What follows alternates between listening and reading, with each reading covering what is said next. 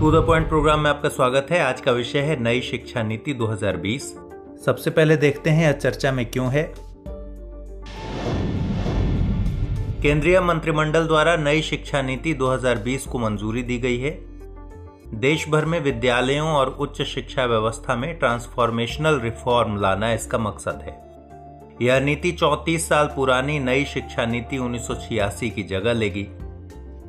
पूर्व इसरो प्रमुख के कस्तूरीरंगन की अध्यक्षता वाली समिति ने नई शिक्षा नीति के तहत शैक्षणिक सुधार का सुझाव दिया था।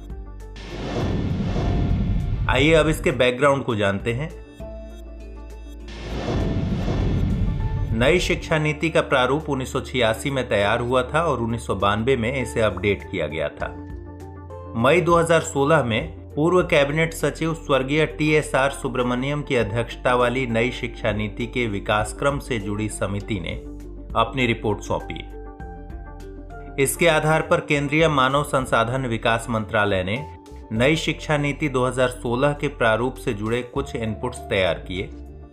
जून 2017 में के कस्तूरीरंगन की अध्यक्षता वाली नई शिक्षा नीति प्रारूप समिति का गठन हुआ।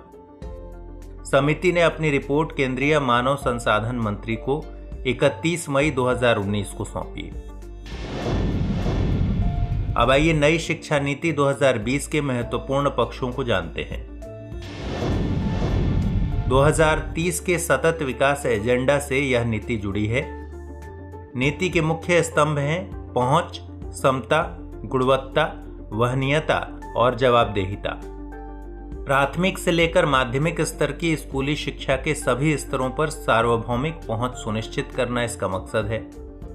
स्कूल छोड़ चुके बच्चों को वापस लाने के मकसद से अवसंरचनात्मक सहयोग और नवाचार युक्त शैक्षणिक केंद्रों की व्यवस्था पर जोर दिया गया है।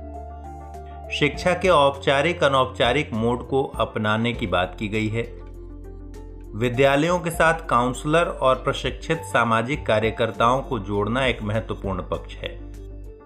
National institute of open schooling यानी NIOS और राज्यों के ओपन स्कूल के जरिए कक्षा 3, 5 और 8 के लिए ओपन लर्निंग की व्यवस्था की गई है। स्कूल व्यवस्था के 10+2 संरचना के स्थान पर क्रमशः 3 से 8, 8 से 11, 11 से 14 और 14 से 18 वर्ष आयु वर्ग वाले बच्चों के लिए 5+3+3+4 व्यवस्था को अपनाना इसका एक महत्वपूर्ण पक्ष है। नई व्यवस्था में 12 साल की स्कूली शिक्षा के तहत 3 साल की आंगनबाड़ी या प्री स्कूलिंग भी शामिल है। विद्यालय छोड़ चुके लगभग 2 करोड़ बच्चों को मुख्य धारा में लाने का लक्ष्य रखा गया है।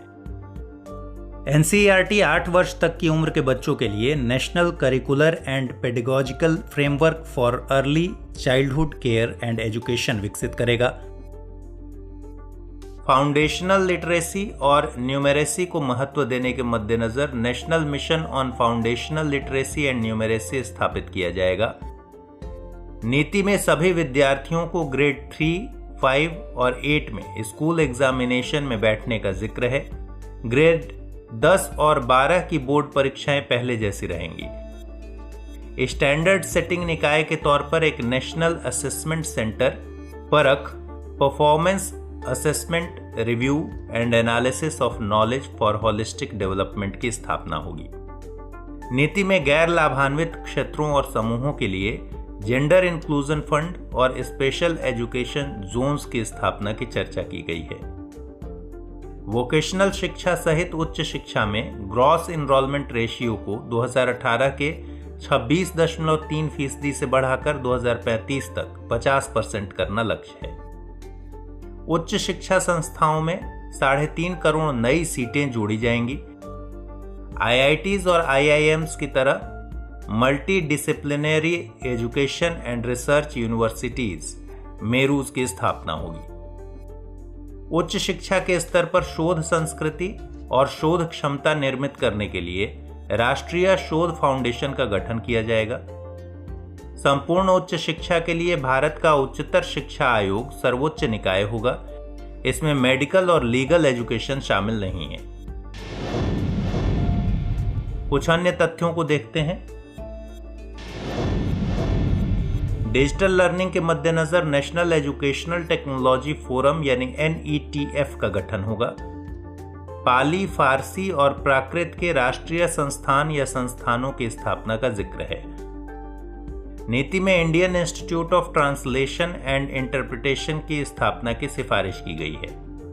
नीति में 100% युवा और वयस्क साक्षरता प्राप्ति का लक्ष्य रखा गया है। शिक्षा क्षेत्र में सार्वजनिक निवेश को जल्द से जल्द GDP के 6% तक बढ़ाने के लिए केंद्र और राज्य मिलकर काम करेंगे।